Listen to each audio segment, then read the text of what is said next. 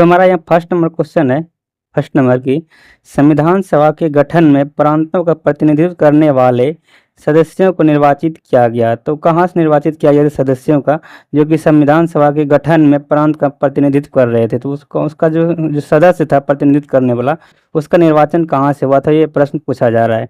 तो सबसे पहले हम लोग जान लेते हैं कि संविधान सभा का जो गठन हुआ है, हम लोग को पता है कि कैबिनेट मिशन जो 1946 में आया था, उसी के तहत जो है संविधान सभा का गठन हुआ है। तो याद रखिए आप लोग, ये प्रश्न पूछा जाता है बार बार कि संविधान सभा का जो गठन हुआ था वो किसके सुझाव पर हुआ था। तो वो कैबिनेट मिशन जो 1946 में हुआ था, उसी के सुझाव पर हुआ था। तो इसमें क्या हुआ था कि संविधान सभा के गठन की प्रक्रिया पूरी की गई थी किससे, कैबिनेट मिशन से, जो कि 1946 में हुआ था। उसके बाद आप लोग को यहाँ पर प्रश्न पूछा गया कि उसे प्रतिनिधित्व करने वाला जो सदस्य था उसका निर्वाचन कहाँ से हुआ था। तो याद रखिए आप लोग, यहाँ पर तो 4 ऑप्शन है। पहला तत्कालीन गवर्नर जनरल, दूसरा था मुस्लिम लीग एवं भारतीय राष्ट्रीय कांग्रेस द्वारा चयनित, तीसरा ऑप्शन है यहाँ पर प्रांतों की विधानसभा द्वारा निर्वाचित, और चौथा ऑप्शन है प्रांत के लोगों द्वारा निर्वाचित। तो आप लोग बता दें, सदस्य जो था वो प्रांतों के विधानसभा द्वारा निर्वाचित किया गया था। तो ऑप्शन नंबर सी प्रश्न का राइट आंसर हो जाएगा। याद रखिए आप लोग कि जिस जो संविधान सभा का जो गठन हुआ था उसमें जो प्रतिनिधित्व करने वाला सदस्य था उसका निर्वाचन हुआ था प्रांतों की विधानसभा द्वारा। ठीक है, याद रखिए आप लोग, प्रांतों की विधानसभा द्वारा ही निर्वाचन हुआ था सदस्यों का। तो ये हमारा प्रश्न क्लियर होगी। आशा करता हूँ आप लोग को ये प्रश्न समझ में आ गया होगा। अगला प्रश्न यहाँ पर है प्रश्न संख्या 2, और इसमें आप लोग को पूछा जा रहा है कि विश्व में सर्वप्रथम लिखित संविधान का प्रारंभ किस देश में हुआ था। तो यहाँ पर 4 ऑप्शन है, ब्रिटेन, भारत, रूस और अमेरिका। तो आप लोग को बता दो कि विश्व में जो सर्वप्रथम लिखित संविधान प्रारंभ हुआ था वो अमेरिका में हुआ था। तो ऑप्शन नंबर डी प्रश्न का राइट आंसर हो जाएगा अमेरिका। और ये कब हुआ था, तो आप लोग याद रखिएगा, अमेरिका ने जो ये लिखित संविधान अपनाया था वो 1788 ईस्वी में अपनाया था। तो ये भी आप लोग याद रख लीजिएगा कि सर्वप्रथम जो लिखित संविधान अपनाया था वो अमेरिका ने अपनाया था, और कब अपनाया था, तो 1788 ईस्वी में अपनाया था। अगला प्रश्न यहाँ पर आता है प्रश्न संख्या 3, उसमें पूछा जा रहा है आप लोगों की 73वां संविधान संशोधन कब लागू हुआ था। तो 73वां संविधान संशोधन आप लोग को बता दूं, ये जो संबंधित है ये पंचायती राज से संबंधित है, और ये जो लागू हुआ था वो 24 अप्रैल 1993 ईस्वी को लागू हुआ था। 24 अप्रैल 1993 ईस्वी को लागू हुआ था, और ये किससे संबंधित है, पंचायती राज से संबंधित है। इसीलिए हम लोग क्या करते हैं, हर साल 24 अप्रैल को पंचायती राज दिवस मनाते हैं। तो ये भी प्रश्न पूछा जा सकता है कि पंचायती राज दिवस कब मनाया जाता है। तो याद रखिए आप लोग, 24 अप्रैल को पंचायती राज दिवस मनाया जाता है, और ये 73वां संविधान संशोधन से संबंधित है, जो कि 1993 ईस्वी में हुआ था। इसी से कनेक्ट करें तो 74वां संविधान संशोधन जो कि नगर पालिका से हुआ था, नगर पालिका से संबंधित है, ये भी इसी डेट को हुआ था, 24 अप्रैल 1993 को इसका भी गठन हुआ था। किसका, जो 74वां संविधान संशोधन हुआ था जो कि नगर पालिका से संबंधित है, उसे आप लोग याद रख लेंगे। अगला प्रश्न यहाँ पर है प्रश्न संख्या 4, और इसमें आप लोग को पूछा जा रहा है कि द्विस्तरीय पंचायती राज व्यवस्था की सिफारिश किस समिति ने की थी। यहाँ पर पूछा जा रहा है द्विस्तरीय। अब यहाँ पर एक ट्रिक ऐसा बताऊंगा आप लोग को जो कि आप लोग कभी नहीं भूलिएगा, द्विस्तरीय वाला कौन था और त्रिस्तरीय वाला कौन था। इसमें जो है हमेशा भी स्टूडेंट क्या होता है कि डाउट में रहता है कि द्विस्तरीय वाला कौन सा है और त्रिस्तरीय वाला कौन है। तो आप लोग बता दूं कि द्विस्तरीय में आप लोग देखिएगा कि जिसमें 2 मतलब शब्द हो, जिस 2 अक्षर का शब्द, 2 अक्षर नहीं कह सकते, 2 शब्द का नाम हो। जैसे कि द्विस्तरीय की बात करें यहाँ पर, द्विस्तरीय पंचायती राज व्यवस्था से सिफारिश जो है वो अशोक मेहता ने किया। तो ऑप्शन बी तो प्रश्न का राइट आंसर हो गया। लेकिन यहाँ पर देखिए इसमें 2 शब्द, एक अशोक और एक मेहता, तो इसे हम लोग समझेंगे क्या है, ये द्विस्तरीय हो गया। फिर बलवंत राय मेहता, देखिए इसमें 3 शब्द है, बलवंत राय मेहता, तो इससे आप लोग याद रखिए कि ये त्रिस्तरीय है। ये प्रश्न बार बार पूछा जाता है, एकदम बहुत बार क्वेश्चन रिपीट हुआ है कि त्रिस्तरीय पंचायती राज व्यवस्था की सिफारिश किस समिति ने किया था, या फिर द्विस्तरीय पंचायती राज व्यवस्था की सिफारिश किस समिति ने किया था। अब आप लोग क्या करिएगा, इसको कभी नहीं भूलिएगा। यहाँ पर देखिएगा शब्द 3 शब्द है, बलवंत राय मेहता, तो इसकी याद रखिए आप लोग, त्रिस्तरीय पंचायती राज व्यवस्था हो जाएगा। अशोक मेहता में 2 शब्द है, अशोक और मेहता, तो ये क्या हो जाएगा, द्विस्तरीय पंचायती राज व्यवस्था हो जाएगा। तो ये आप लोग याद रख लीजिएगा, 4 का option number B right answer हो जाएगा। अगला प्रश्न यहाँ पर है प्रश्न संख्या 5, और यहाँ पर इस प्रश्न में हम लोग बहुत सारा क्वेश्चन सीखने वाले हैं।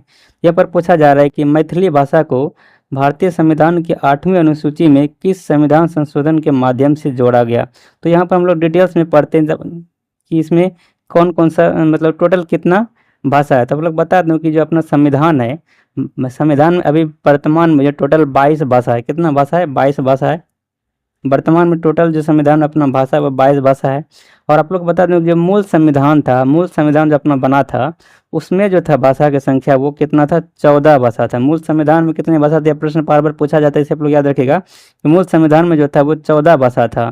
अब हम लोग आगे पढ़ते हैं कि जब 15वां भाषा बना, वो 15वां भाषा बना है सिंधी। 15वां भाषा हमारा है सिंधी। और ये जो बना था वो 21वां संविधान संशोधन के द्वारा बना था। याद रखिए आप लोग, जो 15वीं भाषा अपना सिंधी वो 21वां संविधान संशोधन के द्वारा यहाँ पर जोड़ा गया है। और बात करें यहाँ पर, ये तो 15 भाषा हो गया और 3 भाषा हो गया नेपाली, मणिपुरी और कोंकणी। इसको स्ट्रिक्ट से याद रखिएगा, नोमो को नमक। ये तीनों भाषा जो है नेपाली, मणिपुरी और कोंकणी, ये तीनों भाषा जोड़ा गया है 71वां संविधान संशोधन से। तो 71वां संविधान संशोधन से क्या हो गया, नेपाली, मणिपुरी, कोंकणी, ये 3 भाषा हो गया 71वां संविधान संशोधन से। और 15वीं भाषा हो गया सिंधी, जो कि 21वां संविधान संशोधन से जोड़ा गया।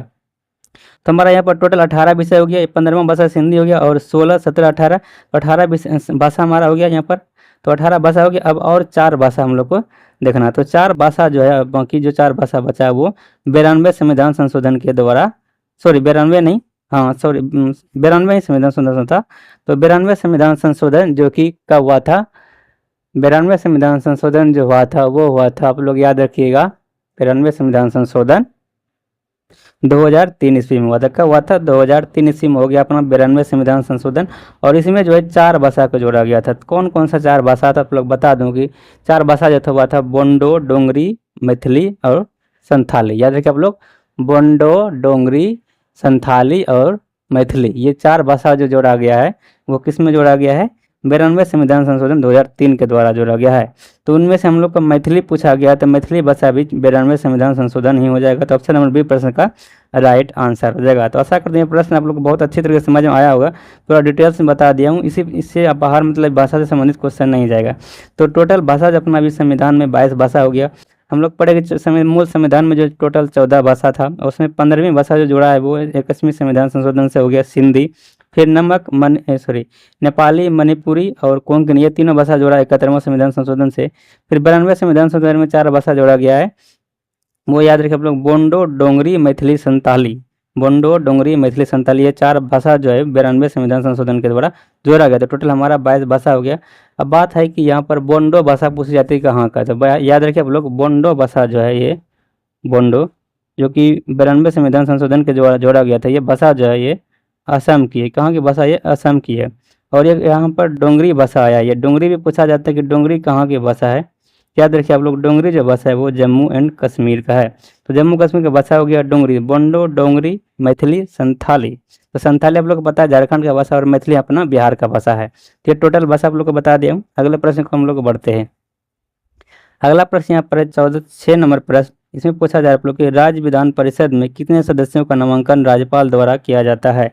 तो राज्य के विधान परिषद में जो है, विधान परिषद अपना, ये आप लोग को पता है कि विधान परिषद कितने राज्यों में है। तो विधान परिषद जो है वो मात्र कितने राज्यों में है, जैसे कि यहाँ पर इसका ट्रिक हम लोग जानते हैं, टू भी मजा कर। तो इसमें हो गया अपना तेलंगाना आ जाता है, यूपी हो गया, बिहार हो गया, फिर यहाँ पर महाराष्ट्र हो गया और आंध्र प्रदेश और कर्नाटक। तो टोटल हमारा 1, 2, 3, 4, 5, 6, तो 6 राज्यों में ही विधान परिषद है। ये भी आप लोग याद रखिएगा, तू भी मजा कर, ये ट्रिक है हमारा। तेलंगाना हो गया, यूपी हो गया, बिहार हो गया, महाराष्ट्र, आंध्र प्रदेश और कर्नाटक। तो इन 6 राज्यों में जो है वो विधान परिषद है। तो यहाँ पर पूछा जा रहा है कि विधान परिषद में कितने सदस्यों का नामांकन राज्यपाल के द्वारा किया जाता है। तो आप लोग बता दूं कि विधान परिषद में जो राज्यपाल के द्वारा नामांकन किया जाता है वो 1/6 सदस्यों के किया जाता है। तो ऑप्शन नंबर बी प्रश्न का राइट आंसर हो जाएगा 1/6 सदस्य।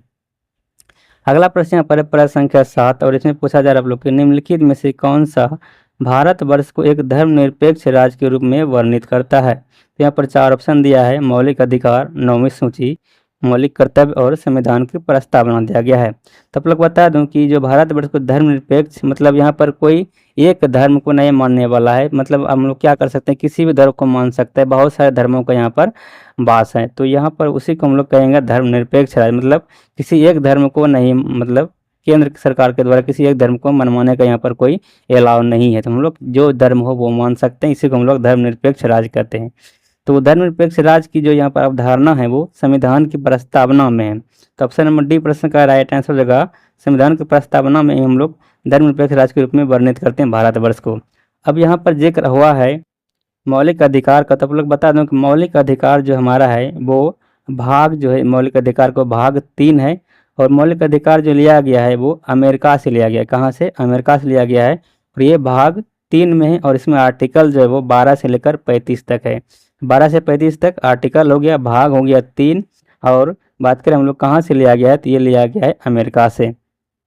और बात करें यहाँ पर मौलिक कर्तव्य का, तो मौलिक कर्तव्य का भाग हो गया 4 का को हो गया, और बात करें यहाँ पर इसका जो आर्टिकल है वो आर्टिकल हो गया 51 का को। तो एक आर्टिकल हो गया हमारा 51 का को मौलिक कर्तव्य, और 4 का को भाग हो गया। और बात करें यहाँ पर इसका जो मौलिक कर्तव्य कहाँ से लिया गया, तो याद रखिए आप लोग, मौलिक कर्तव्य जो लिया गया है वो रूस से लिया गया है। कहाँ से? रूस से लिया गया है।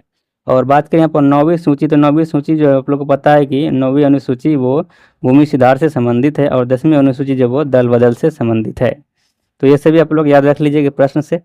अगला प्रश्न हम लोग बढ़ते हैं। तो अगला प्रश्न यहाँ पर प्रश्न संख्या 8, प्रश्न संख्या 8 में पूछा जा रहा है कि केंद्र शासित प्रदेश के मुख्यमंत्री जहाँ पर इस तरह का प्रावधान है जिसके द्वारा नियुक्त किए जाते हैं, तो ये किसके द्वारा नियुक्त किया जाता है मुख्यमंत्री? तो केंद्र शासित प्रदेश में कहीं कहीं जो है वो केंद्र शासित प्रदेश में मुख्यमंत्री है, सभी जगह मुख्यमंत्री नहीं होता है, सभी केंद्र शासित प्रदेश में मुख्यमंत्री नहीं होता है, वहाँ पर उपराज्यपाल वगैरह होता है। तो अगर वहाँ पर किसी केंद्र शासित प्रदेश में अगर मुख्यमंत्री है तो उसका नियुक्ति जो पूछा जा रहा है वो किसके द्वारा किया जाएगा? तो आप लोग बता दूं कि जो केंद्र शासित प्रदेश में मुख्यमंत्री का नियुक्ति वो राष्ट्रपति के द्वारा किया जाता है। तो ऑप्शन नंबर ये प्रश्न का राइट आंसर हो जाएगा राष्ट्रपति। नेक्स्ट प्रश्न यहाँ पर है प्रश्न संख्या 9 की अशोक के काल में पाटलिपुत्र निम्नलिखित में से किस प्रांत की राजधानी थी? तो अशोक के काल में जो पाटलिपुत्र है वो किसकी राजधानी थी ये बताना है। तो यहाँ पर 4 ऑप्शन है, अवंती राष्ट्र, उत्तरापथ, कलिंग प्रांत और प्राची प्रांत। तो आप लोग बता दूं कि ये पाटलिपुत्र जो राजधानी था वो अशोक के काल में वो प्राची प्रांत का राजधानी था। पाटलिपुत्र किसका राजधानी था? प्राची प्रांत जो कि पूर्वी प्रांत है, इसी का राजधानी जो है वो पाटलिपुत्र था। किसके समय में? अशोक के समय में। और बात करें हम लोग उत्तरापथ का, तो आप लोग को बता दूं उत्तरापथ की राजधानी तक्षशिला हो गया। आप लोग को डिटेल्स में बताता हूँ कि अशोक का साम्राज्य वो 5 प्रांतों में विभक्त था। किसने प्रांतों में? तो 5 प्रांतों में विभक्त था। उसमें आप लोग को बता दूं कि उत्तरापथ एक प्रांत था, उत्तरापथ की राजधानी हो गया तक्षशिला। फिर दूसरा है अपना अवंती राष्ट्र, अवंती राष्ट्र हो गया उज्जैनी। फिर कलिंग प्रांत हो गया, कलिंग प्रांत की राजधानी हो गया तोसली। और बात करें यहाँ पर दक्षिणापथ, तो दक्षिणापथ की राजधानी हो गया सुवर्णगिरी। और बात करें यहाँ पर प्राची जो कि पूर्वी प्रांत जो कि प्रश्न पूछा गया उसकी राजधानी है पाटलिपुत्र। तो ये सभी 5 प्रांत था जो कि अशोक के समय था। ये 5 प्रांत आप लोग याद रख लीजिएगा। अगला प्रश्न को हम लोग बढ़ते हैं। अगला प्रश्न यहाँ पर 10 नंबर की, सिंधु सभ्यता के किस स्थल को स्वास्तिक चिन्ह मिला है? तो किस स्थल से स्वास्तिक चिन्ह मिला है? यहाँ पर 4 ऑप्शन है, धौलावीरा जो कि गुजरात में है, हड़प्पा आप लोग को पता है कि ये पाकिस्तान में वर्तमान में, और रोपड़ की बात करें तो रोपड़ जो वो पंजाब में है, और बात करें मोहनजोदाड़ो तो मोहनजोदाड़ो भी पाकिस्तान में। तो 4 ऑप्शन दिया गया। यहाँ पर पूछा जा रहा है कि स्वस्तिक चिन्ह जो कि आप लोग पता है कि इस प्रकार का चिन्ह होता है, इसको हम लोग बोलते हैं स्वस्तिक। ये इस प्रकार का चिन्ह जो होता है हमारा जो कि घरों में बनाया जाता है, हम लोग के दीवार में देखते हैं, ये दरवाजे में देखते हैं, इस प्रकार का चिन्ह बनाया जाता है, ये स्वस्तिक का प्रतीक है। और इसका जो मिला था ये प्रमाण स्वस्तिक चिन्ह जो मिला था वो हड़प्पा सभ्यता में मिला था। तो ऑप्शन में भी प्रश्न का राइट आंसर हो जाएगा हड़प्पा। इसे भी आप लोग याद रख लीजिएगा। अगला प्रश्न यहाँ पर है प्रश्न संख्या 11। प्रश्न संख्या 11 में आप लोग को पूछा जा रहा है कि बौद्ध धर्म के त्रिपिटकों के संदर्भ में निम्नलिखित में से कौन सा युग्म सुमेलित है? तो इसमें से कौन सा युग्म सुमेलित है ये प्रश्न पूछा जा रहा है। यहाँ पर जैसे आप लोग पता है कि टोटल जो 3 पिटक था वो विनय पिटक, सूत पिटक और अभिधम पिटक, ये 3 पिटक जो जिसको हम लोग त्रिपिटक बोलते हैं, ये बौद्ध धर्म में था। त्रिपिटक, विनय पिटक, सूत पिटक और अभिधम पिटक, ये 3 पिटक था। और यहाँ पर देखना है कि कौन सा मिलान सही है। बात करें यहाँ पर विनय पिटक का, तो विनय पिटक में यहाँ पर दिया गया बौद्ध मत की दार्शनिक व्याख्या, तो ये गलत दिया गया। ये बात जो है यहाँ पर बौद्ध मत की दार्शनिक व्याख्या जो है वो अभिधम पिटक में किया गया है, तो ये अभिधम पिटक से संबंधित है। बात करें यहाँ पर सूत पिटक का, तो सूत पिटक से यहाँ पर दिया गया कि बौद्ध धर्म के सिद्धांतों का उल्लेख, तो ये सही दिया गया। सूत पिटक में बौद्ध धर्म के सिद्धांतों का उल्लेख है, ये सही है। बात करें यहाँ पर अभिधर्म पिटक का, तो अभिधर्म पिटक में हम लोग पढ़ लिया यहाँ पर, सॉरी अभिधर्म पिटक में हम लोग पढ़ लिया कि बौद्ध मठ के दर्शन क्या व्याख्या है। और यहाँ पर विनय पिटक में जो है यहाँ पर ये नहीं है, तो बौद्ध भिक्षुओं का आचरण संबंध नियम अनुशासन या संबंधित नियम जो है इसका जिक्र जो है वो विनय पिटक में। तो यहाँ पर ये मिलान गलत दिया गया था, तो ये विनय पिटक का हो जाएगा ये वाला और अभिधर्म पिटक का ये। तो यहाँ पर मात्र एक ही हमारा यहाँ पर मिलन हो रहा है कि सूत पिटक वाला ये सही दिया गया है। तो हमारा यहाँ पर आंसर जो हो जाएगा इसका वो केवल 2 वाला हो जाएगा, ऑप्शन बी राइट का आंसर हो जाएगा। इसी प्रकार का प्रश्न पूछा जाता है, अगर आप लोग यहाँ पर तीनों अगर नहीं जानते तो इसको मिलान नहीं कर सकते थे, इसलिए यहाँ पर इसको हम लोग त्रिपिटक में तीनों के बारे में अच्छे से जानना पड़ेगा कि इसमें क्या चीज़ है, उसके बाद ही हम उसका जवाब दे सकेंगे। अगला प्रश्न यहाँ पर 12 नंबर प्रश्न की पूर्व मध्यकाल में कन्नौज के लिए त्रिपक्षीय संघर्ष में किस दक्षिण भारतीय राज्य ने भाग लिया था। तो यहाँ पर 4 ऑप्शन है, चोल, राष्ट्रकूट, पल्लव और चालुक्य। तो आप लोग को बता दूं कि ये जो त्रिपक्षीय संघर्ष हुआ था वो 3 वंश के साथ हुआ था। एक तो ये जो हुआ था त्रिपक्षीय संघर्ष वो कन्नौज शहर के लिए हुआ था। किसके लिए हुआ था, प्रश्न पूछा जाता है कि त्रिपक्षीय संघर्ष जो वो किसके के लिए हुआ था, तो कन्नौज के विजय के लिए हुआ था, कन्नौज को हासिल करने के लिए हुआ था।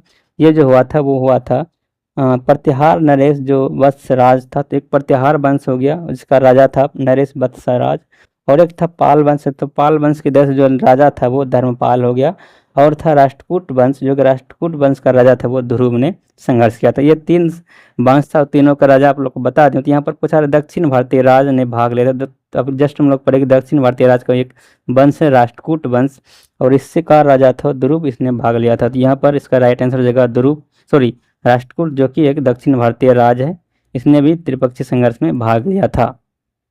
अगला प्रश्न यहाँ पर आ जाता है प्रश्न संख्या 13 की इल्तुतमिश ने बिहार में अपना प्रथम सूबेदार किसे नियुक्त किया था। तो इल्तुतमिश ने जो है बिहार में सर्वप्रथम अपना सूबेदार किसे नियुक्त किया था ये बताना है। तो यहाँ पर 4 ऑप्शन दिया गया। पहला ऑप्शन है मलिक अलाउद्दीन जानी, दूसरा ऑप्शन है एवाज अला, तीसरा ऑप्शन है अली मर्दान, चौथा ऑप्शन है मलिक इब्राहिम। तो आप लोग बता दूं कि जो इल्तुतमिश ने बिहार में अपना प्रथम सूबेदार नियुक्त किया था वो क्या था, मलिक अलाउद्दीन जानी को। तो ऑप्शन नंबर ये प्रश्न का राइट आंसर हो जाएगा मलिक अलाउद्दीन जानी। तो हम लोग नेक्स्ट प्रश्न की ओर बढ़ते हैं। अगला प्रश्न यहाँ पर आ जाता है प्रश्न संख्या 14, और इसमें प्रश्न आप लोग पूछा जा रहा है 14 नंबर प्रश्न में कि 14 नंबर प्रश्न देखेंगे यहाँ पर कि मध्यकाल में कश्मीर के किस शासक ने कश्मीर में जजिया कर हटा दिया था। तो किस शासक ने जजिया कर हटा दिया था और गौ हत्या जब वो निषिद्ध कर दिया था, गौ हत्या का भी मना कर दिया था। तो यहाँ पर बता दूं यहाँ पर 4 ऑप्शन दिया गया है, सुहादेव, सिकंदर शाह, जैनुलाब्दीन और शहाबुद्दीन अहमद। तो आप लोग बता दूं कि जो जम्मू कश्मीर से जो जजिया कर हटाया था और गौ हत्या को निषिद्ध किया था वो जैनुलाब्दीन के द्वारा किया गया था। ऑप्शन नंबर सी प्रश्न का राइट आंसर होगा जैनुलाब्दीन। इसे आप लोग याद रखिएगा, प्रश्न पूछा जाता है बार बार कि जम्मू कश्मीर जो अपना राज्य है वहाँ से जो जजिया कर किसके द्वारा समाप्त किया गया था, तो यह किया गया था जैनुलाब्दीन के द्वारा। अगला प्रश्न यहाँ पर है 15 नंबर प्रश्न, और यहाँ पर 15 नंबर प्रश्न पूछा जा रहा है कि डेनिश ईस्ट इंडिया कंपनी जिसे हम लोग डेन बोलते हैं ने भारत में अपनी प्रथम फैक्ट्री कहाँ स्थापित किया था। तो प्रथम फैक्ट्री डेन के द्वारा कहाँ स्थापित किया गया था भारत में। यहाँ पर 4 ऑप्शन है, ट्रैंकूबर हो गया, श्रीरामपुर हो गया, मसूलीपट्टनम हो गया और कालीकट हो गया। तो आप लोग को पता है कालीकट जो है वो कहाँ है, केरल में, और यहीं पर पहली बार पुर्तगाल जो है वो उतरा था। तो यहाँ पर हमारा प्रश्न था कि डेन ने भारत में पहली प्रथम फैक्ट्री कहाँ स्थापित किया था, तो ये किया था ट्रैंकूबर में। तो ऑप्शन नंबर ये प्रश्न का राइट आंसर हो जाएगा ट्रैंकूबर। अगला प्रश्न यहाँ पर है प्रश्न संख्या 16 कि पानीपत का तृतीय युद्ध 1761 के समय मराठा पेशवा निम्नलिखित में से कौन था। तो 4 ऑप्शन है यहाँ पर, बालाजी विश्वनाथ हो गया, बाजीराव प्रथम हो गया, बालाजी बाजीराव हो गया और माधवराव प्रथम। ये 4 ऑप्शन दिया गया है। तो आप लोग बता दूं कि जो तृतीय पानीपत का युद्ध हुआ था, पानीपत का जो तृतीय युद्ध हुआ था वो 1761 में किसके किसके बीच हुआ था, तो ये हुआ था, याद रखिए आप लोग, अहमद शाह अब्दाली एवं मराठाओं के बीच हुआ था। तो अहमद शाह अब्दाली और मराठाओं के बीच हुआ था 1761 में पानीपत का तृतीय युद्ध। तो उस टाइम पूछा जा रहा है आप लोग मराठा का पेशवा उस टाइम कौन था। तो आप लोग बता दें उस टाइम जो मराठा का पेशवा था वो बालाजी बाजीराव था। बालाजी बाजीराव जिसका कार्यकाल जो है वो है 1740 से 1761 ईस्वी तक जो वो बालाजी बाजीराव का कार्यकाल था, और उसी में आप लोग को पता है कि 1761 ईस्वी में ये तृतीय युद्ध हुआ था। तो ऑप्शन नंबर सी प्रश्न का राइट आंसर हो जाएगा। अगला प्रश्न यहाँ पर है प्रश्न संख्या 17, इसमें आप लोग को पूछा जा रहा है प्रश्न संख्या 17 में कि निम्नलिखित में से कौन कैबिनेट मिशन का सदस्य नहीं था? तो इनमें से कौन जो है वो कैबिनेट मिशन का सदस्य नहीं था, ये पूछा जा रहा है। आप लोगों को बता दूं कि कैबिनेट मिशन का जो सदस्य था वो 3 सदस्य था। वो कौन कौन था? तो बता दूं आप लोग को, जो कैबिनेट मिशन का सदस्य था वो आप लोग को बता दूं, ये था, एक हो गया अपना पैथिक लॉरेंस हो गया, अलेक्जेंडर हो गया और स्टेफोर्ड क्रिप्स हो गया। तो ये सभी जो है ये सदस्य थे कैबिनेट मिशन के, लेकिन लॉर्ड बैबल जो है वो इसके सदस्य नहीं थे। तो यहाँ पर पूछा रहे कौन सदस्य नहीं था, तो इसका राइट आंसर हो जाएगा ऑप्शन नंबर डी। आप लोग को याद रखना कि कौन कौन जो है वो कैबिनेट मिशन का सदस्य था। तो यहाँ पर 3 ऑप्शन जो आप लोग को दिया गया है, लॉर्ड बैबल को छोड़कर, वो है अलेक्जेंडर, और फिर यहाँ पर स्टेफोर्ड क्रिप्स और पैथिक लॉरेंस, ये तीनों जो है वो कैबिनेट मिशन का सदस्य था। अगला प्रश्न यहाँ पर 18 नंबर प्रश्न है। इसमें पूछा जा रहा है आप लोग को कि नेशनल हेराल्ड जो कि अंग्रेजी का एक पत्रिका है का संपादन किसके द्वारा किया गया था? तो नेशनल हेराल्ड जो पत्रिका है वो किसके द्वारा संपादन किया गया था? 4 ऑप्शन है, मोतीलाल घोष, फिर यहाँ पर है जी.एस. अय्यर, तीसरा ऑप्शन है जवाहरलाल नेहरू और चौथा ऑप्शन है रामकृष्ण पिल्लई। तो आप लोग बता दूं कि नेशनल हेराल्ड जो अंग्रेजी का पत्रिका है इसका संपादन जवाहरलाल नेहरू के द्वारा किया गया था।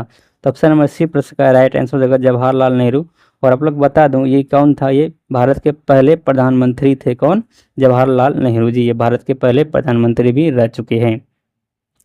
अगला प्रश्न यहाँ पर है प्रश्न संख्या 19, और इसमें पूछा जा रहा है आप लोग कि 9 अगस्त 1942 को कांग्रेस के प्रमुख नेताओं की गिरफ्तारी के विरोध में किसने बिहार में महाधिवक्ता के पद से इस्तीफा दे दिया था? तो किसने इस्तीफा दिया था जो कि महाधिवक्ता था?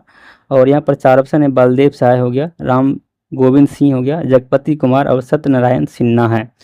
तो आप लोग को बता दूं यहाँ पर कि जो 9 अगस्त 1942 को कांग्रेस का प्रमुख नेता, जो कि कौन कौन कांग्रेस के प्रमुख नेता, जैसे कि हो गया राजेंद्र प्रसाद हो गया, बिहार से संबंधित यहाँ पर है कि जैसे होगा डॉक्टर राजेंद्र प्रसाद हो गया, मथुरा बाबू हो गया, श्री कृष्ण सिंह हो गया, अनुग्रह नारायण सिंह हो गया, ये सभी बिहार से संबंधित है। तो इन सभी को क्या किया था? गिरफ्तार कर लिया गया था। तो इसी के विरोध में जो महाधिवक्ता था अपना बलदेव सहाय, इसने क्या किया था? अपना पद से इस्तीफा दे दिया था।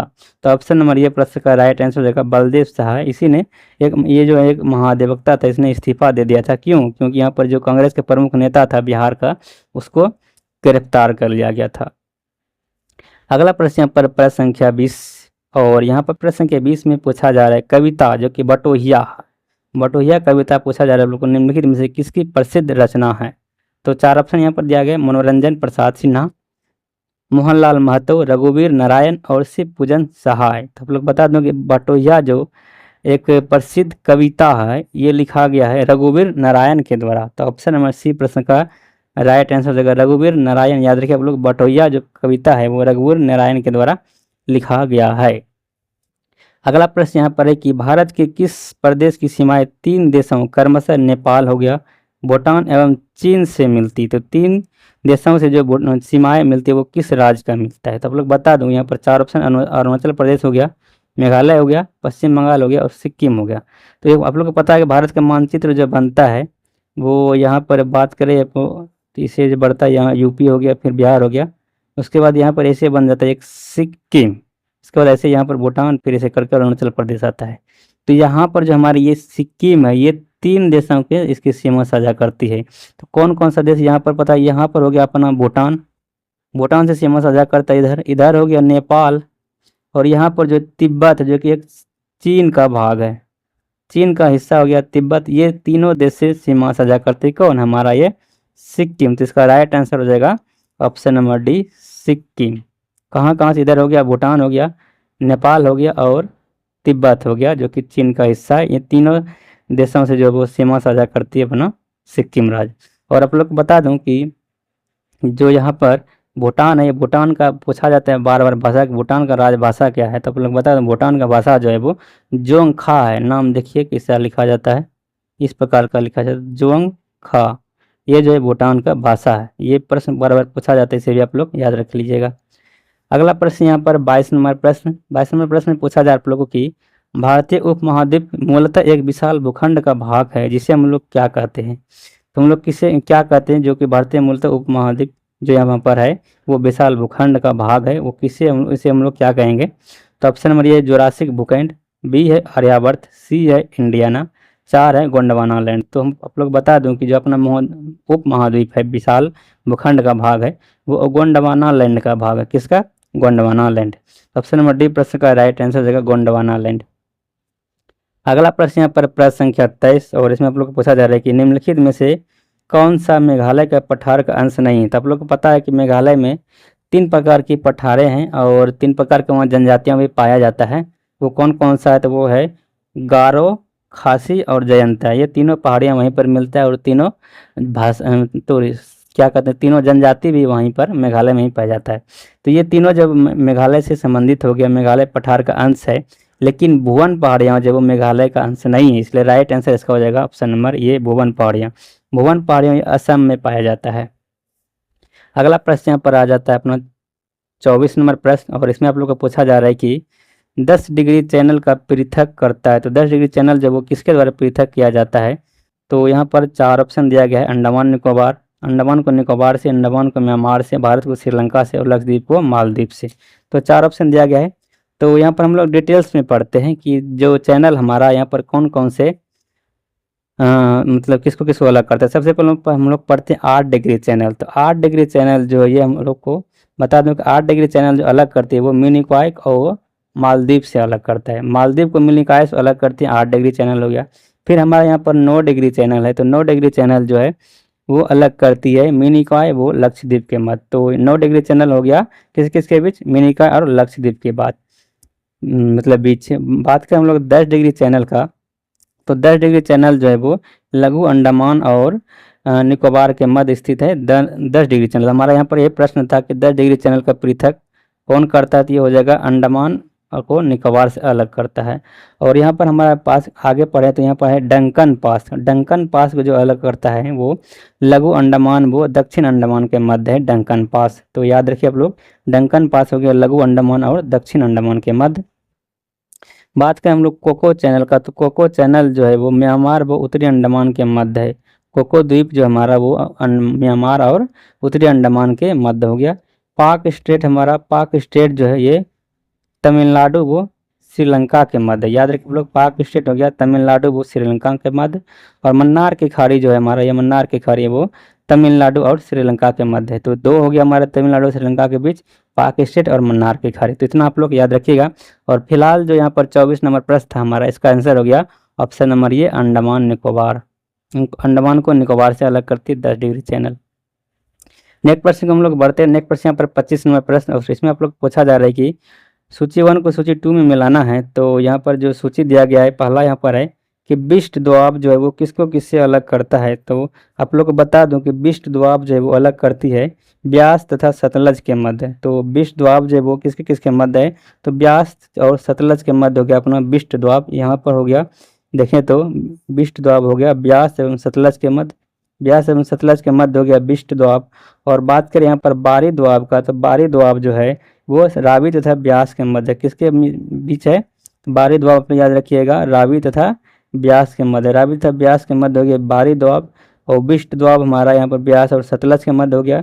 बात करें यहाँ पर रचना दोआब का, तो रचना दोआब जो है वो रावी तथा चिनाब के बीच है। तो रचना दोआब हो गया रावी तथा चुनाव सॉरी रचना जो दोआब हमारा वो रावी तथा चिनाब के मध्य हो गया। और बात यहाँ पर चार दोआब की बात करें तो चार दोआब जो है वो चिनाब तथा झेलम के बीच है। किसके बाद? चिनाब तथा झेलम के बीच है। यहाँ पर बात करें हम लोग इसको याद कैसे करें, तो यहाँ पर देखिए नाम से ही पता चल जाता है किसको कैसे याद करना है। यहाँ पर देखिए बिष्ट, तो बोस हो गया ब्यास, फिर लास्ट में आता है सो, तो ब्यास और सतलज के बीच हो गया अपना ये बिष्ट दोआब। और बात करें यहाँ पर बारी दोआब का, तो बारी हो गया हमारा बो से ब्यास हो गया, रीस हो गया याद रखिए आप लोग रावी, तो ये हो गया बारी दोआब। और रचना की बात करें तो रावी और चो से हो गया चिनाब, तो रावी और चिनाब के बीच हो गया अपना रचना दोआब। तो नाम से ही पता चल जाता है। और चार्ज की बात करें तो चिनाब और इसी पर जे से याद रखेगा झेलम, तो चिनाब और झेलम के बीच हो गया चार्ज दोआब। ये सभी नाम से आप लोग याद रख सकते हैं। अगला प्रश्न यहाँ पर है प्रश्न संख्या 26, और इसमें आप लोग पूछा जा रहा है कि किस नदी द्वीप पर शिव समुद्रम जलप्रपात है। तो यहाँ पर आप लोग को दिख रहा है कि 4 ऑप्शन दिया गया, कावेरी, कृष्णा और गोदावरी एंड महानदी। तो आप लोग बता दूं कि जो शिव समुद्रम जलप्रपात है हमारा, ये जो है कावेरी नदी पर है। तो ऑप्शन नंबर यह प्रश्न का राइट आंसर होगा कावेरी नदी पर ही शिव समुद्रम जलप्रपात है। और कृष्णा नदी को बोला थे, कृष्णा जो नदी है उस पर अलमाटी बांध है। कौन सा बांध है? अलमाटी बांध जो वो कृष्णा नदी पर है। अगला प्रश्न यहाँ पर प्रश्न संख्या 27 पूछा जा रहा है आप लोगों को कि गरजने वाले चालीसा, प्रचंड पचासा, चिखने वाला साठा पवने पृथ्वी के किस गोलार्ध में आती है? तो आप लोग बता दूं, यहाँ पर चार ऑप्शन दिया गया है, उत्तरी गोलार्ध, दक्षिणी गोलार्ध, पूर्वी गोलार्ध और पश्चिमी गोलार्ध। तो गरजने वाली चालीसा, प्रचंड पचासा और चिखने वाले साठा जो पवने हैं ये दक्षिणी गोलार्ध में स्थित है। तो ऑप्शन नंबर बी प्रश्न का राइट आंसर हो जाएगा दक्षिणी गोलार्ध। अगला प्रश्न यहाँ पर है कि एक साइड में देश दिया गया और एक साइड में हम लोग को राजधानी दिया गया है। तो देश को राजधानी से मिलान करना है। तो यहाँ पर हम लोग पढ़ लेते हैं कि साइप्रस की राजधानी निकोसिया ये सुमेलित है, कंबोडिया की राजधानी न्योम पे ये भी सुमेलित है, ओमान की राजधानी अम्मान ये गलत है, सीरिया की राजधानी दमिश्क है ये सही है। तो ओमान की राजधानी जो है वो मस्कट है। ओमान की राजधानी क्या है? मस्कट है। तो यहाँ पर ये मिस्टेक दिया गया था और यही पूछा जा रहा था कौन सुमेलित नहीं है, इसलिए इसका राइट आंसर हो जाएगा ऑप्शन नंबर सी। अगला प्रश्न यहाँ पर प्रश्न संख्या 29 कि निम्न में से किस एक से समावित विकास को बढ़ाने की आशा नहीं की जाती है? तो इनमें से किसको जब हम लोग समावेशित विकास को बढ़ाने की आशा नहीं करते हैं? तो यहाँ पर देख सकते हैं चार ऑप्शन है, राष्ट्रीय आय की ऊंची वृद्धि दर, ग्रामीण विकास, कृषि विकास और कृषकों के पर्याप्त साख। तो आप लोग को बता दूं कि जो इसका राइट आंसर होगा वो होगा ऑप्शन नंबर ये, राष्ट्रीय आय की ऊंची वृद्धि दर। तो राष्ट्रीय आय की ऊंची वृद्धि दर जो है वो क्या है कि समावेशित विकास बढ़ाने की आशा इससे नहीं की जा सकती। किससे? राष्ट्रीय आय की उचित वृद्धि दर से।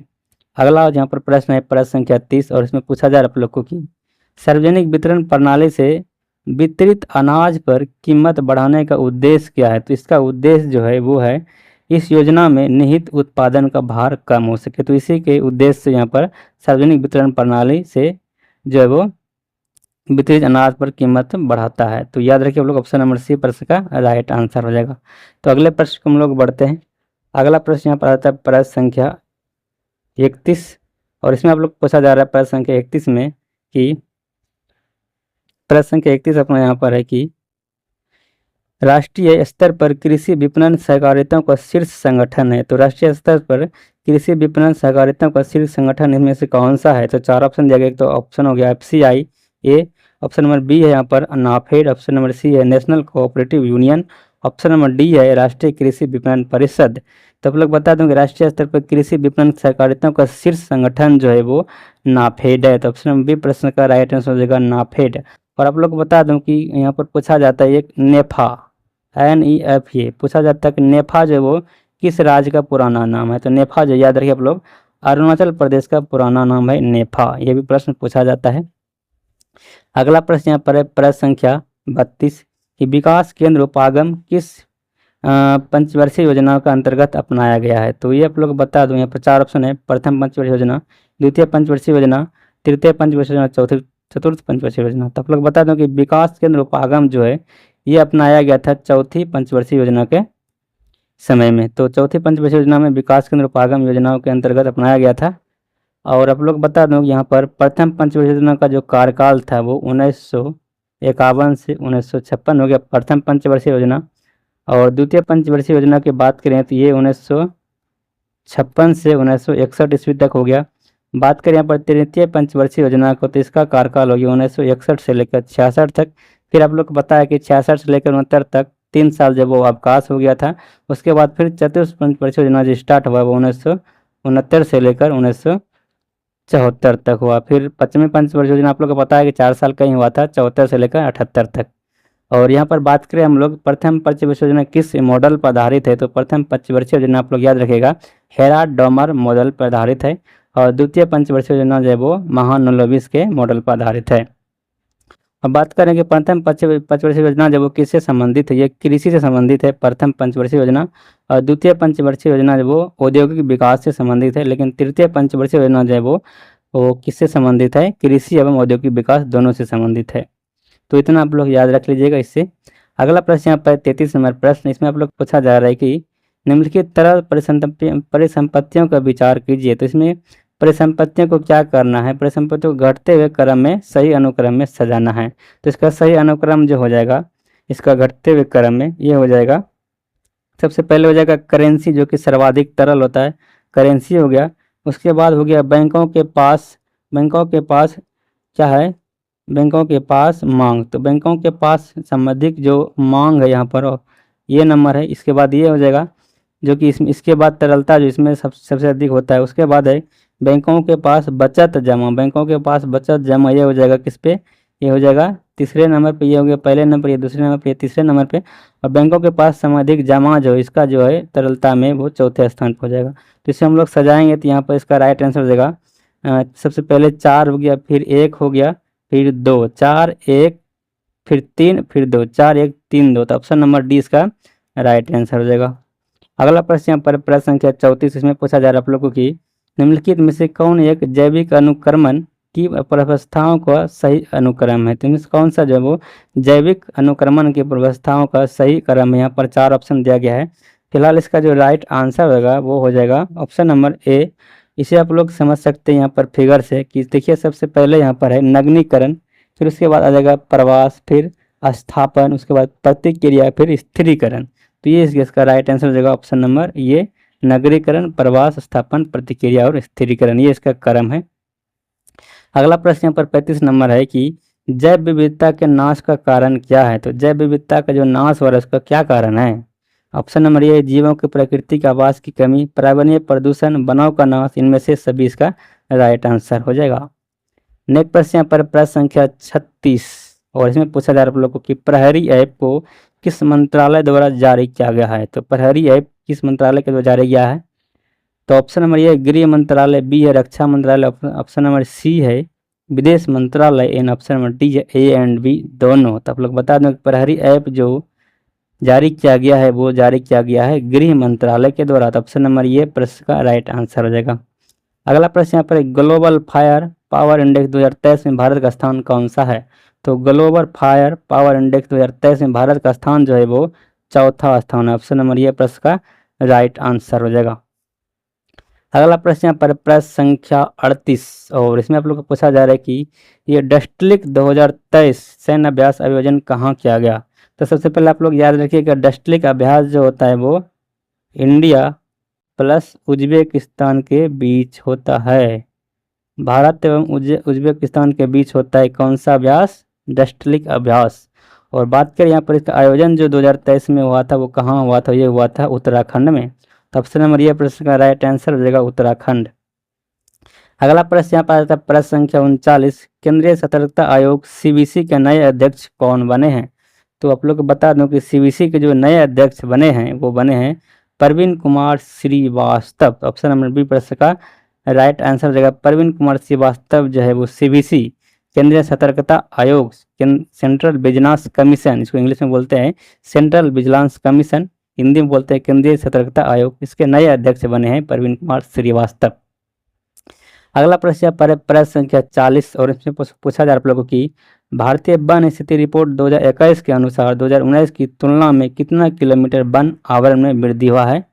तो 4 ऑप्शन है यहाँ पर। तो इसका जो राइट आंसर होगा वो होगा ऑप्शन नंबर ए, 1540 वर्ग किलोमीटर का जो है वो वृद्धि हुआ है। अगला प्रश्न हमारे प्रश्न संख्या 41, और इसमें आप लोग को पूछा जा रहा है कि 32वां बिहारी पुरस्कार से किसे सम्मानित किया गया है। तो 32वां बिहारी पुरस्कार से सम्मानित किया गया है डॉक्टर माधव हाड़ा को। तो ऑप्शन नंबर बी प्रश्न का राइट आंसर हो जाएगा माधव हाड़ा। अगला प्रश्न यहाँ पर है प्रश्न संख्या 42, और प्रश्न संख्या 42 में पूछा जा रहा है कि पद्म भूषण 2023 का पूछा जा रहा है कि कुल कितने व्यक्तियों को दिया गया था। 2023 में पद्म विभूषण 6 लोगों को और पद्म भूषण दिया गया था 9 लोगों को। तो ऑप्शन नंबर डी प्रश्न का राइट आंसर हो जाएगा।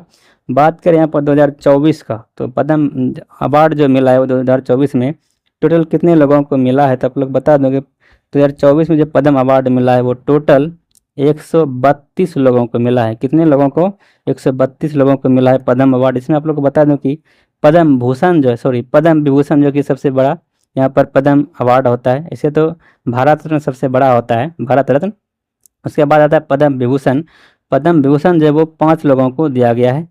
और बात करें यहाँ पर उसके बाद जो है पद्म भूषण आता है, पद्म भूषण 17 लोगों को दिया गया है। और पद्मश्री अवार्ड जो दिया गया है वो 110 लोगों को दिया गया है। तो इन तीनों को आप लोग जोड़िएगा टोटल 132 हो जाएगा। तो 132 टोटल पद्म अवार्ड दिया गया। इसमें 5 हो गया पद्म विभूषण, 17 भूषण और श्री। तो पद्म लगाते जाइए आप लोग। ये हो गया विभूषण जो कि 5 अवार्ड दिया गया आपकी बार पद्म विभूषण का, और भूषण का पद्म भूषण का जो है वो 17 अवार्ड दिया गया है, और पद्म श्री जो है वो 110 अवार्ड टोटल दिया गया है। तो टोटल यहाँ पर 132 अवार्ड हो जाता है, इसे आप लोग याद रख लीजिएगा। और आप लोग को बता दूं कि जो भारत रत्न अवार्ड जो है वो भी अब की बार 5 लोगों को मिला है। अगला प्रश्न यहाँ पर प्रश्न संख्या 43, इसमें पूछा जा रहा है अंतर्राष्ट्रीय आयुर्वेद सम्मेलन 2023 का आयोजन कहाँ किया गया है। तो अंतर्राष्ट्रीय आयुर्वेद सम्मेलन जो 2023 में हुआ था उसका आयोजन कहाँ किया गया है। तो 4 ऑप्शन यहाँ पर हरिद्वार, बनारस, चमोली, पटना। तो इसका जो राइट आंसर हो जाएगा वो हो जाएगा ऑप्शन नंबर ये हरिद्वार में आयोजन हुआ है। अगला प्रश्न यहाँ पर 44 नंबर प्रश्न, इसमें पूछा जाए आप लोगों की प्रथम महिला प्रीमियर लीग WPL 2023 में ऑरेंज कप का खिताब किसने जीता है। तो ऑरेंज कप का खिताब 2023 में किसने जीता था। तो ऑप्शन नंबर बी हो जाएगा इसका राइट आंसर, मैग लेनिंग ने जीता है ऑरेंज कप।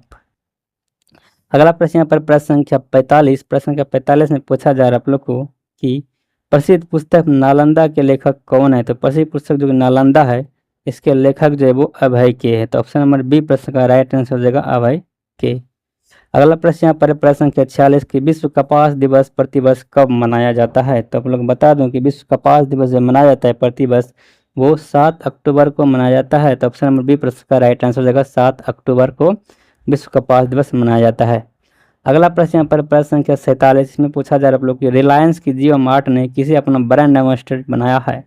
तो रिलायंस की जियो मार्ट ने जो अपना ब्रांड एम्बेसडर बनाया है वो बनाया है MS धोनी को। तो ऑप्शन नंबर सी प्रश्न का राइट आंसर हो जाएगा MS धोनी को जो है वो रिलायंस ने ब्रांड एम्बेसडर बनाया है। तो 47 प्रश्न हो गया है। अगला प्रश्न हमारा यहाँ पर है 48 नंबर प्रश्न, और 48 नंबर में प्रश्न हमारा यहाँ पर है कि हाल ही में किस राज्य के याक चुरपी का GI टैग मिला है। तो याक जो अपना अरुणाचल प्रदेश का याक, उसका जो दूध होता है याकनी के दूध से जो पनीर बनाता है उसी पनीर को चुरपी बोलते हैं। तो याकनी के दूध का जो पनीर है वो चुरपी है। तो इसको जो वो अभी फिलहाल में GI टैग मिला है। तो ये कहाँ का हो गया, ये हो गया अरुणाचल प्रदेश का। तो ऑप्शन नंबर बी प्रश्न का राइट आंसर हो जाएगा अरुणाचल प्रदेश का जो याकनी है, याकनी का जो पनीर होता है चुरपी, उसको GI टैग मिल गया है। अगला प्रश्न यहाँ पर प्रश्न संख्या 49 की सुर सरोवर पक्षी विहार कहाँ स्थित है। तो सुर सरोवर पक्षी अभ्यारण्य कहाँ है। यहाँ पर 4 ऑप्शन है प्रतापगढ़, रायबरेली, बलिया और आगरा। तो आप लोग बता दूं कि सुर सरोवर पक्षी विहार जो है वो स्थित है आगरा में। तो ऑप्शन नंबर डी प्रश्न का राइट आंसर हो जाएगा। अगला प्रश्न यहाँ पर प्रश्न संख्या 50 कि इनमें से कौन सी नदी गंगा में उत्तर दिशा में आकर मिलने वाली नदी है। तो कौन सी नदी जो है वो गंगा में उत्तर की दिशा में मिल आने वाली है। तो यहाँ पर फिगर आप लोग को दिख रहा होगा, इस फिगर में देख रहे हैं आप लोग कि उत्तर की ओर से गंगा में मिल रही है कौन कौन सी नदी, कोसी और बूढ़ी गंडक, जो कि यहाँ पर ऑप्शन के अनुसार है। तो यहाँ पर देख सकते हैं आप लोग ऑप्शन नंबर बी, यहाँ पर कोसी और बूढ़ी गंडक इसका राइट आंसर हो जाएगा ऑप्शन नंबर बी। और बांकीबाद नदी की बात करें तो ये सभी कोई ना कोई जो वो दक्षिण में मिलता होगा, तो इसलिए यहाँ पर इसका right answer option number B हो जाएगा। तो आज के वीडियो में इतना ही, क्योंकि वीडियो बहुत लंबा हो गया। आप लोग देख सकते हैं कि 40 मिनट पार कर गया, 50 क्वेश्चन में ही डिटेल्स में बताने के कारण यहाँ पर टाइम ज़्यादा लग ही जाता है। तो इसे आप लोग इग्नोर कीजिएगा, फिर हम लोग अगले वीडियो में साइंस का क्वेश्चन कर लेंगे पूरा डिटेल्स में। तो फिलहाल के लिए इतना ही। आशा करता हूं आप लोग ये सभी प्रश्न बहुत अच्छी तरीके से समझ में आया होगा और बहुत अच्छा भी लगा होगा। तो ये आप लोग को ये अच्छा लग रहा है, ये क्रम मेरा सीरीज अच्छा लग रहा है, प्लीज़ वीडियो को ज़रूर लाइक कीजिएगा और दोस्तों को शेयर कर दीजिएगा। और प्लीज़ चैनल को अगर सब्सक्राइब नहीं किया सब्सक्राइब कर लीजिएगा। फिर मिलेंगे नेक्स्ट वीडियो में, तब तक के लिए बाय बाय, थैंक यू।